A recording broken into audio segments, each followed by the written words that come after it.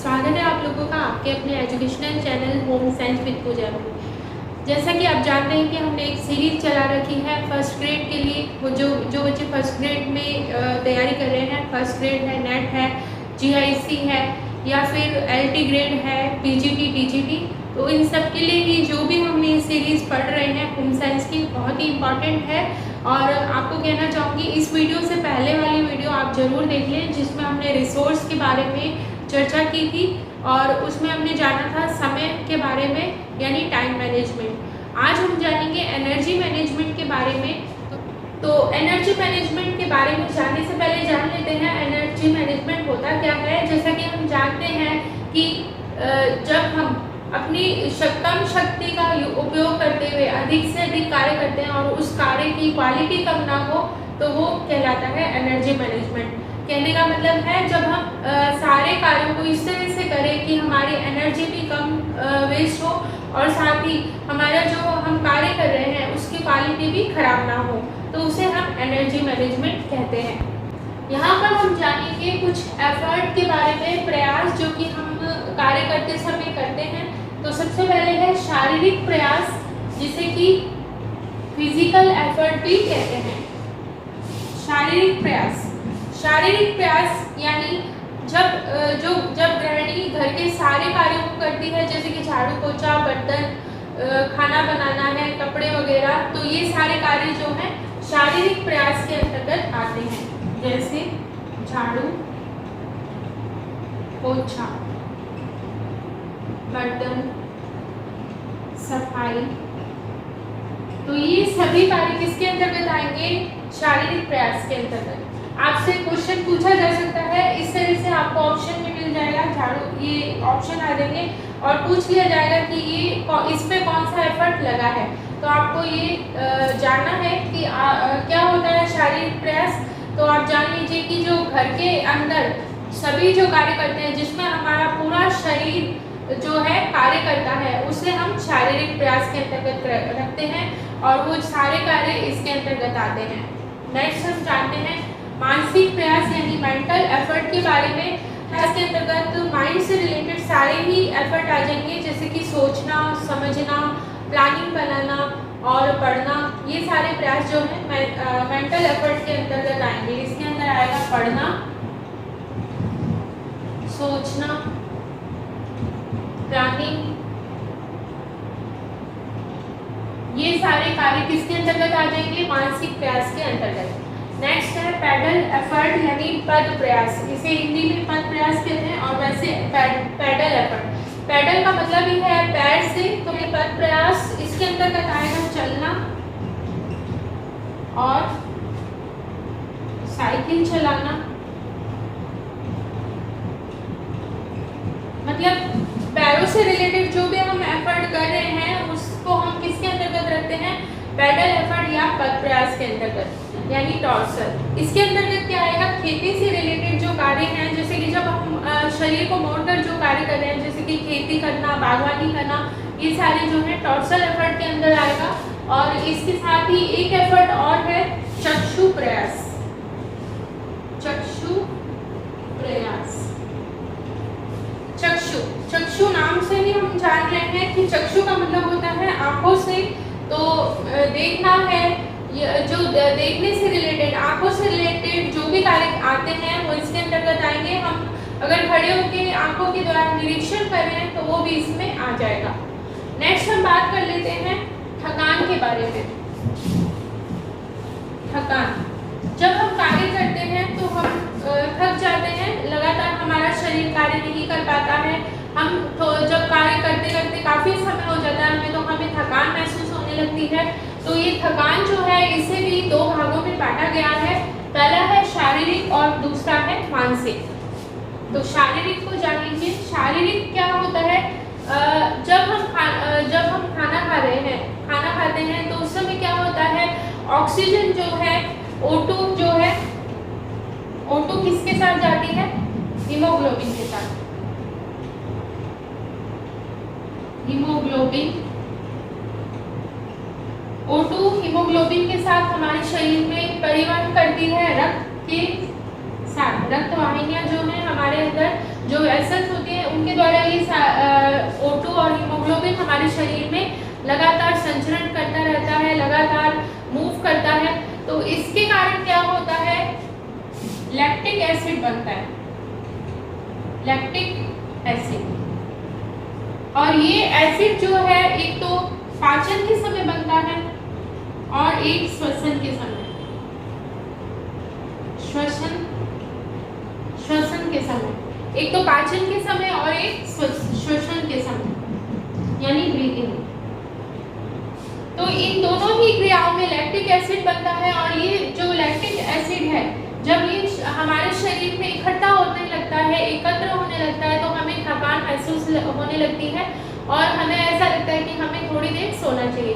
जब हम थोड़ी देर रेस्ट कर लेते हैं तो हमें सही लगने लगता है और हम कार्य के लिए तैयार रहते हैं। लेकिन हम जब मॉर्निंग में उठते हैं तो इवनिंग की तुलना में हमारे अंदर ज़्यादा एनर्जी, ज़्यादा जोश रहता है और हम अधिक एनर्जी के साथ कार्य कर सकते हैं।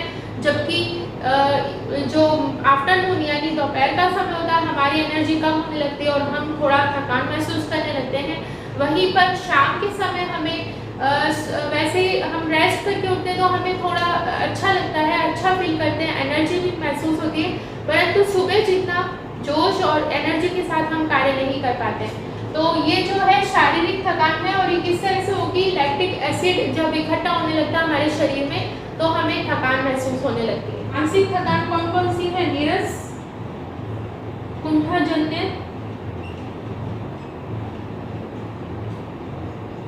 और बोरियत। नीरस का मतलब जब हम एक ही तरह का कार्य लगातार करते रहते हैं तो हमें थकान महसूस होने लगती है। एग्जाम्पल के लिए अगर आप लगातार एक सब्जेक्ट पढ़ रहे हैं तो आप उसको पढ़ के परेशान हो जाएंगे और आपको नीरस तरह की थकान होने लग जाएगी। कुंठाजन्य जब हम कोई कार्य कर रहे हैं और हमें उसमें सफलता नहीं मिल रही है तो हमें कुंठाजन्य थकान होने शुरू हो जाती है। जैसा कि मान लीजिए अगर आपने कोई फर्स्ट ग्रेड में कोशिश की और आपने कई बार प्रयास किया कि आपकी एक सीट कंफर्म हो लेकिन आप नहीं हो पा रहे हैं तो आपको कुंठाजन्य थकान महसूस होने लगती है। इसके साथ ही नेक्स्ट है बोरियत। जब कोई कार्य हमारी मर्जी के बिना हमें करना पड़ता है तो उसमें हमें बोरियत होती है। जैसे कि बच्चों, एग्जाम्पल सबसे अच्छा ये है, जब हम छोटे बच्चों को पढ़ने के लिए बिठाते हैं तो उन्हें बोरियत सी महसूस होने लगती है। 1 घंटा अगर आप उनको बिठाएं पढ़ने के लिए तो वो बोरियत महसूस करने लगते हैं। वहीं अगर वो 3-4 घंटे लगातार खेल लेते हैं लेकिन उन्हें थकान महसूस नहीं होती। तो कहने का मतलब ये है कि जब हम अपने मन का कार्य नहीं करते, हमारी मर्जी के बिना हमें वो कार्य करना पड़ता है तो हमें बोरियत महसूस होने लगती है। तो मानसिक थकान और शारीरिक थकान आप जान गए हैं। और शारीरिक थकान से जो लैक्टिक एसिड वाला क्वेश्चन है वो आया हुआ है, तो आप इसे अच्छे से देख लें और अच्छे से पढ़ के जाएं। नेक्स्ट हम बात कर लेते हैं वर्ड सिंप्लीफिकेशन की, और इसमें से क्वेश्चंस पूछे जाते हैं। और ये है क्या, पहले जान लेते हैं। वर्ड सिंप्लीफिकेशन यानी कार्य को सरल करना। कार्य को सरल करके हमारा जो कार्य है जल्दी खत्म होता है और हम अन्य कार्य को कर पाते हैं। तो ये जो अवधारणा है ये किसने दी थी, मार्विन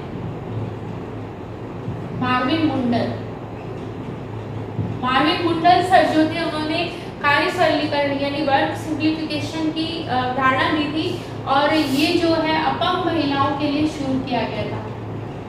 अपंग महिलाओं क्या किया गया था, अपंग महिलाओं के लिए शुरू किया गया था। और किसने शुरू किया था,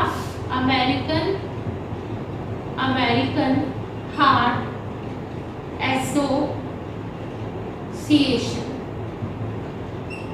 तो वर्ड सिंप्लीफिकेशन क्या है, एक ऐसी प्रक्रिया है जिसके द्वारा हम अपने कार्य को सरल कर सकते हैं जिससे कि हम अन्य कार्य को कर पाए। ये जो अवधारणा है किसने दी थी, मार्विन मुंडल सर ने दी थी। और ये किसके लिए शुरू की गई थी, अपंग महिलाओं के लिए। और शुरुआत इसकी किसने की थी, अमेरिकन हार्ट एसोसिएशन द्वारा। जो ये वर्ड सिंप्लीफिकेशन है ये शुरू तो अपंग महिलाओं के लिए किया गया था, परंतु अब दुनिया का कोई भी ऐसा कार्य क्षेत्र नहीं है जहाँ पर वर्ड सिंप्लीफिकेशन का उपयोग नहीं किया जाता है। तो अब हम जानेंगे वर्ड सिंप्लीफिकेशन के एलिमेंट्स के बारे में। एलिमेंट्स का मतलब होता है ऐसे तत्व जिनके द्वारा कोई कार्य संपन्न किया जा रहा है। जो चीज़ें किसी कार्य को करने में लगती हैं उन्हें हम एलिमेंट यानी तत्व कहते हैं। पहला है कार्य। कार्य हमें पता होना चाहिए, कार्यकर्ता जो है उसे पता होना चाहिए कि उसे क्या कार्य करना है, तभी वो कार्य कुशलता पूर्वक कर पाएगा। नेक्स्ट है कार्यकर्ता। कार्यकर्ता जो है कुशल होना चाहिए और उस कार्य का उसे ज्ञान होना चाहिए कि उस कार्य को करना कैसे है। नेक्स्ट है कार्यक्षेत्र। कार्यक्षेत्र जो है ऐसा हो जिसमें हम आसानी से कार्य को कर सके, कार्य से रिलेटेड सभी वस्तुएं हमें उपलब्ध हो, हम उस कार्य को आसानी से कर पाएंगे।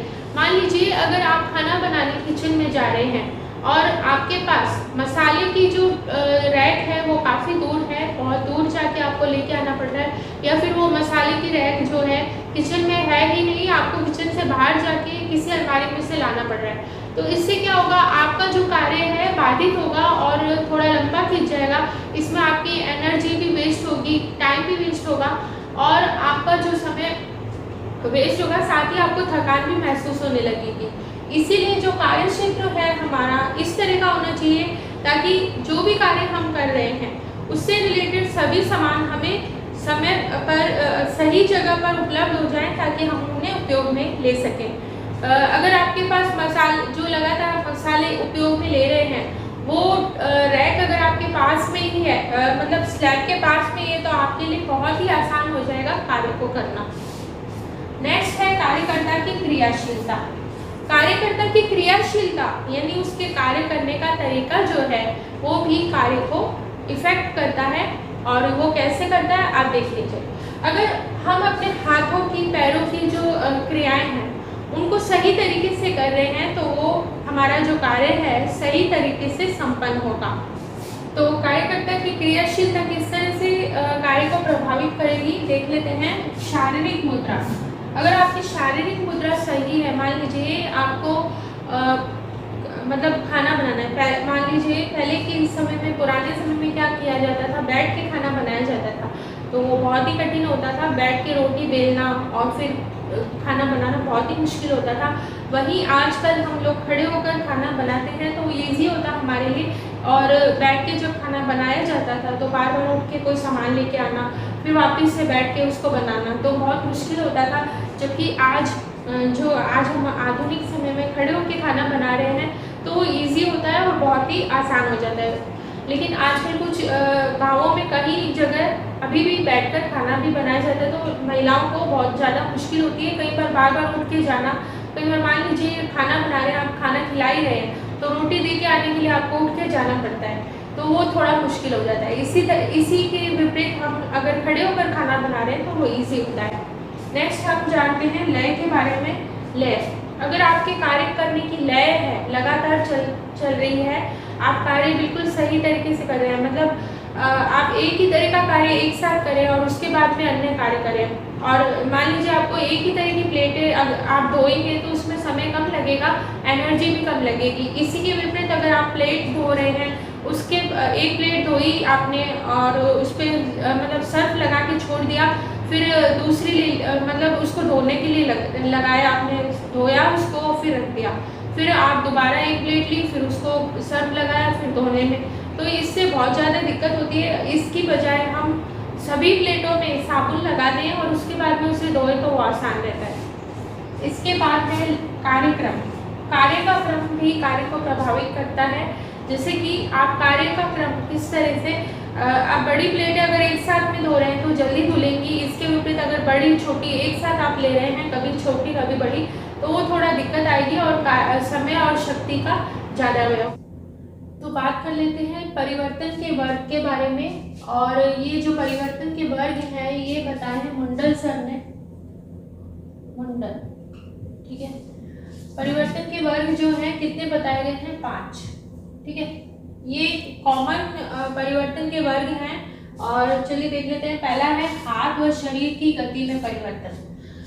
जब हम हाथ और शरीर की गति में परिवर्तन इस तरह से करें कि हमारा कार्य इजी हो जाए और हमारा समय, शक्ति, जो दोनों चीज़ें हैं वो कम लगे और जो काम की क्वालिटी हो वो अच्छी हो, तो हाथ और शरीर की गति में परिवर्तन होगा। जैसे कि आपको वजन उठाना है तो हमें जो गुरुत्वाकर्षण है उसके अपोजिट ना चल के उसके निकटतम चलना चाहिए। जो शरीर जो भार होता है उसे शरीर के निकट लेके हमें उठाना चाहिए, इससे इसको उठाना आसान हो जाता है। इसी तरह से उपकरण हमें जब भी कोई हम कार्य कर रहे हैं तो उससे रिलेटेड सभी उपकरण हमें अपने पास संग्रहित रखने चाहिए, स्टोर रखने चाहिए। जैसे कि अलग अलग जैसे आप लहसुन वगैरह छीलते हैं तो उसका लहसुन छील रहे हैं या प्याज वगैरह काट रहे हैं, उन्हें हाथ से ना काट के मशीनों के द्वारा, आजकल कई सारी मशीन आ गई, उनके द्वारा काटेंगे तो आपका समय और शक्ति दोनों ही बचेंगे। नेक्स्ट है उत्पाद में भी परिवर्तन किया जा सकता है। जैसे कि कच्चा जो लहसुन होता है उसे हाथों से ना छील के उसका पेस्ट बना लें। अगर आप बाजार से चाहें तो उसे बाजार से परचेज करें, या फिर हर हफ्ते यानी संडे के दिन आप क्या करें, एक पेस्ट जो है लहसुन अदरक वगैरह का बना के फ्रिज में स्टोर करके रख लें, ताकि समय जब आपको जरूरत हो उस समय आप इसका उपयोग कर सकें। नेक्स्ट है अंतिम उत्पाद में परिवर्तन। आपने जो चीज सोची है अगर वो वैसे नहीं बनी है तो उसमें आप परिवर्तन कर सकते हैं। ऐसे नहीं कि अगर मान लीजिए आपने चीला बनाने की सोची और वो चीला बना ही नहीं, तो आप उसको चेंज कर सकते हैं, आप उसको कट कर लें पीसेस में और उसकी सब्जी बना सकते हैं, या फिर कोई और डिश आप इसकी बना सकते हैं। नेक्स्ट है कच्चे माल में परिवर्तन।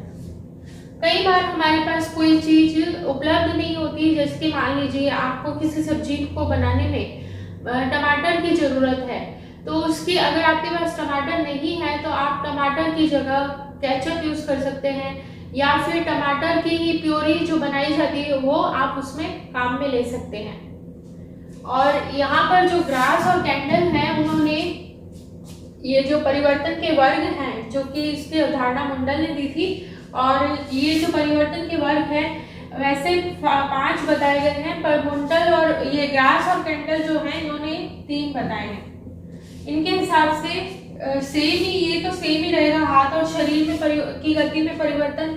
उपकरण ये भी सेम रहेगा। उत्पाद को इन्होंने 2 वर्ग में बांटा है, कच्चा और अंतिम। तो रहेंगे तो यही, लेकिन इन्होंने क्या किया, उत्पाद के ही 2 उपभाग बता दिए।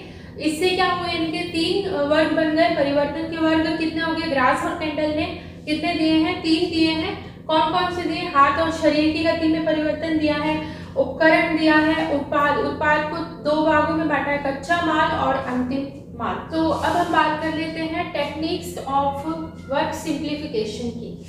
टेक्निक जो है उसे 2 भागों में बांटा गया है, अनौपचारिक और औपचारिक, मतलब फॉर्मल और इनफॉर्मल। अनौपचारिक को पेन और पेंसिल भी कहा जाता है। तो पेन और पेंसिल को कितने वर्गों में बांटा गया है, 4 वर्गों में बांटा गया है।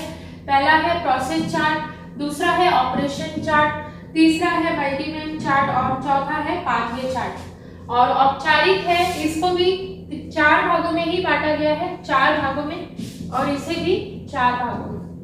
और औपचारिक में है माइक्रो, मेमो, साइकिल ग्राफ और स्टॉपवॉच। अब बात कर लेते हैं, सबसे पहले बात करते हैं औपचारिक चार्ट के बारे, औपचारिक टेक्निक के बारे में। तो बात कर लेते हैं औपचारिक टेक्निक के बारे में या फिर फॉर्मल टेक्निक। ये टेक्निक किसकी है, आप ध्यान रखिए, वर्क सिंप्लीफिकेशन की। पहला है साइकिल ग्राफ, जिसे कि क्रोनो साइकिल ग्राफ भी कहते हैं, क्रोनो साइकिल ग्राफ।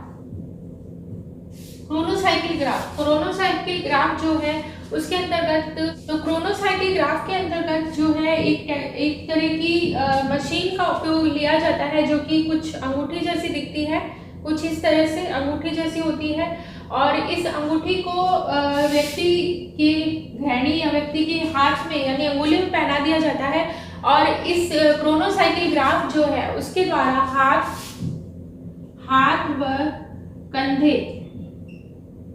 और कंधे की क्रियाशीलता को मापा जाता है। क्रियाशीलता, ठीक है, हाथ और कंधे की क्रियाशीलता को मापा जाता है। और जब सबसे पहले सिंपल ही नापा जाता है, उसके बाद में इसका मूल्यांकन किया जाता है कि कितना समय लग रहा है। उसके बाद वर्क सिंप्लीफिकेशन की टेक्निक सिखाई जाती है।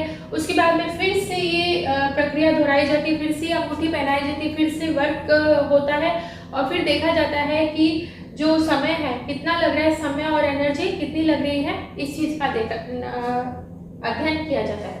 इस चीज का अध्ययन किया जाता है, इसके अंतर्गत एनर्जी कितनी लग रही है आपकी, ये देखा जाता है। नेक्स्ट हम बात कर लेते हैं माइक्रो मोशन के बारे में। इसके अंतर्गत छोटे छोटे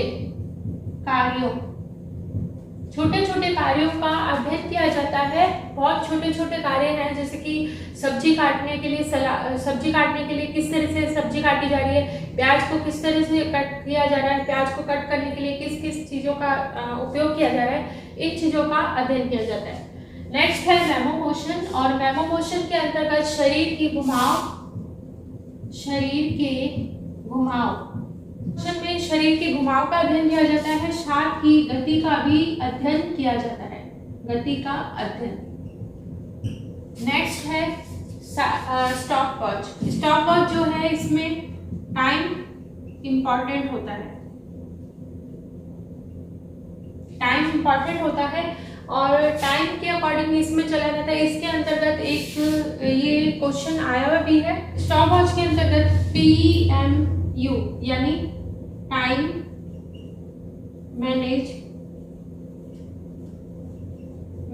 टाइम मैनेजमेंट यूनिट का यूज किया जाता है। टाइम को जब कार्य किया जा रहा है तो देखा जाता है इस कार्य को करने में कितना समय लग रहा है, इस कार्य को करने में कितना समय लग रहा है। तो हमने देख लिया औपचारिक जो टेक्निक है कौन कौन सी है, माइक्रो मोशन या जिसमें हम क्या करते हैं, छोटे छोटे कार्यों का अध्ययन करते हैं। मेमो मोशन, इसके अंतर्गत शरीर के घुमाव या जो गति होती है उसका भी अध्ययन किया जाता है। साइकिल ग्राफ, जिसे कि क्रोनोसाइकिल ग्राफ भी कहते हैं, इसमें एक छोटी अंगूठी के जैसे यंत्र होता है और उसे अंगुली पे पहना दिया जाता है। फिर कंधे और हाथ की जो क्रियाशीलता उसका अध्ययन किया जाता है। फिर से ये जो वर्क सिंप्लीफिकेशन की टेक्निक्स जो है सिखाई जाती है, उसके बाद में फिर से यही क्रिया दोहराई जाती है और उसके बाद देखा जाता है कि एनर्जी कितनी लग रही है। नेक्स्ट है स्टॉपवॉच, इसमें टाइम इंपॉर्टेंट होता है और टाइम के इसके अंतर्गत TMU यानी टाइम मेजरमेंट यूनिट का उपयोग किया जाता है। एप्लीकेशन की अनौपचारिक यानी पेन पेंसिल टेक्निक के बारे में जानते हैं। सबसे पहले है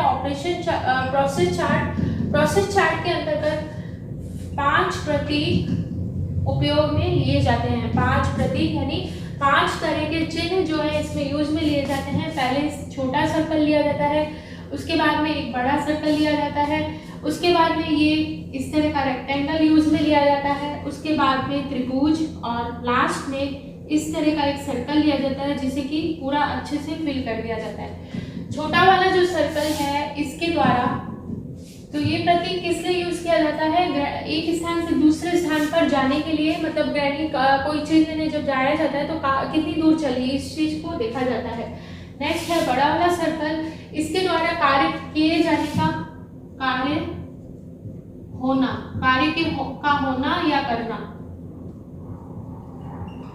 का होना या करना दर्शाया जाता है। इसके बाद में ये रेक्टेंगल है, रेक्टेंगल के द्वारा निरीक्षण को दर्शाया जाता है।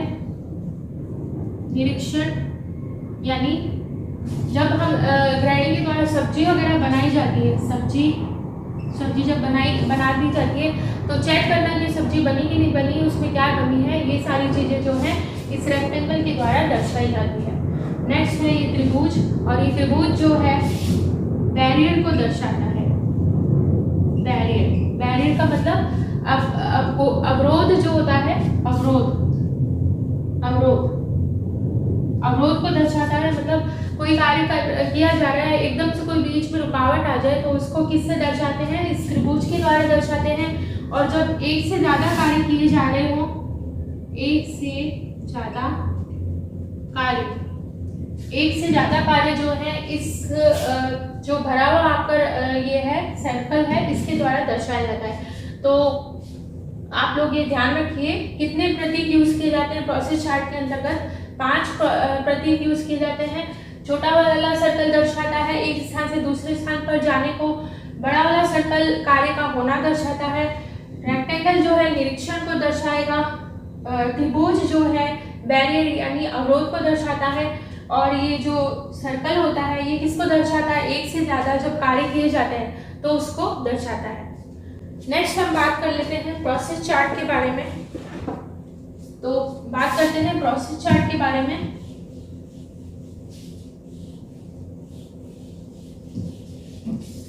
और प्रोसेस चार्ट में भी प्रोसेस चार्ट पहले आप देख लीजिए। प्रोसेस चार्ट, इसमें 3 सिंबल यूज किए जाते हैं। इसमें भी ये छोटा वाला जो है सर्कल यूज किया जाता है, एक बड़ा सर्कल यूज किया जाता है और एक ही त्रिभुज यूज किया जाता है। पहला सिंबल भुजाओं की गति को दर्शाता है, भुजाओं की गति। बड़ा वाला जो सर्कल है ये फिंगर की कार्यशीलता, फिंगर की कार्यक्षमता यानी फिंगर अपने अंगुलियों से हम छोटे छोटे कार्य करते हैं उसको दर्शाता है। और जो ये त्रिभुज है ये दर्शाता है आलस्य को, ठीक है, आलस्य को। अब आप सोचेंगे कि इसको उपयोग में कैसे लिया जाता है, औपचारिक टेक्निक जो है यूज में कैसे ली जाती है। तो औपचारिक टेक्निक जो है इस तरह से, एक पहले यहाँ पर कार्यों की सूची बना ली जाती है, कार्यों की सूची। उसके बाद में यहाँ पे चिन्ह यानी ये सिंबल्स बना लिए जाते, इस तरह से सिंबल लिख दिया जाता है। यहाँ पर और यहाँ पर टिक लगाने के लिए कुछ बॉक्स बना दिए जाते हैं। यहाँ पर कार्य लिख दिया जाता है, जैसे कि लिख दिया यहाँ पे हमने सब्जी देखना या फिर अवरोध सामान लाना। तो इस तरह से आ जाएगा। फिर इसमें आ जाएगा अवरोध में, जैसे मान लीजिए ये चिन्ह बना हुआ है। तो जैसे कि अवरोध आया तो अवरोध में क्या, अगर अवरोध आया है तो यहाँ पे टिक लगा देंगे। सब्जी देखना यानी निरीक्षण करना, तो यहाँ पे इस तरह का ये बना हुआ है तो इस पर टिक लगा दिया जाएगा कि ये। तो इस तरह से लगातार ये जो है सिंबल्स इस तरह से बना लिए जाते हैं, कार्य की सूची बना ली जाती है। उसके बाद में जिस हिसाब से कार्य होता है उस हिसाब से टिक लगा दिया जाता है। नेक्स्ट है मल्टीमैन चार्ट। मल्टीमैन चार्ट, इसमें एक से ज्यादा व्यक्ति जब कार्य करते हैं, एक से ज्यादा व्यक्तियों की कार्यशीलता का अध्ययन किया जाता है इसके अंतर्गत। और नेक्स्ट जो है वो है पाथवे चार्ट। पाथवे चार्ट के अंतर्गत जो है हमारी एक तरह से इस तरह की हमारी जो किचन है इसमें ये सामान है, जैसे यहाँ पे फ्रिज है, यहाँ पे ये रैक बनी हुई है, यहाँ पे वॉश बेसिन है। ये इस तरह से हमारा जो किचन है, इसी तरह का एक जो पास में ही किचन हम एक लकड़ी का बोर्ड टाइप से होता है उस पर ये किचन ड्रॉ कर लिया जाता है इस तरह से, जैसा हमारा रियल किचन है वैसे ही यूं। और उसके बाद में बीच में यहाँ पर बीच में एक कील लगी हुई, पिन लगी हुई होती है और पिन से एक धागा ले लिया जाता है, धागा। अब गृहिणी जहाँ जा रही है, जैसे मान लीजिए फ्रिज से सब्जी लेने गई, उसके बाद में यहाँ पर बर्तन धोने गई, फिर वो सब्जी बना रही है, तो इस तरह से ये धागा लगातार इस तरह से यूज किया जाता है। उसके बाद इस धागे को खोल लिया जाता है और फिर इसकी लंबाई चेक की जाती है। फिर वापस से वर्क सिंप्लीफिकेशन की टेक्निक जो है गृहिणी को बताई जाती है और फिर वापस से ये प्रक्रिया दोहराई जाती है और जो धागा है उसकी लंबाई फिर से मापी जाती है। तो लगातार इस तरह से जो धागे की लंबाई है उसमें लगातार कमी आती रहती है और माना जाता है कि गृहिणी जो है वर्क सिंप्लीफिकेशन जान चुकी है।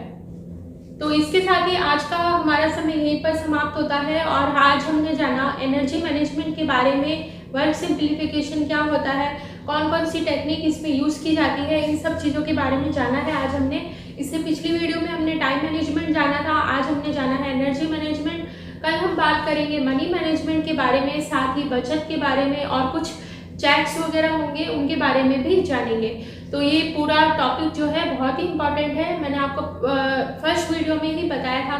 कि जो गृह प्रबंध है और प्रसार शिक्षा है बहुत ही इंपॉर्टेंट सब्जेक्ट है। इसी वजह से पहले जो है हम इनको ले रहे हैं, बाद में न्यूट्रिशन साइंस, टेक्सटाइल और चाइल्ड डेवलपमेंट का अध्ययन हम करेंगे। तो आज के लिए इतना ही। इसी तरह से पढ़ते रहिए आप लोग और हमेशा अपनी तैयारी को बेस्ट रखिए। मिलते हैं कल की वीडियो में। Thank you so much.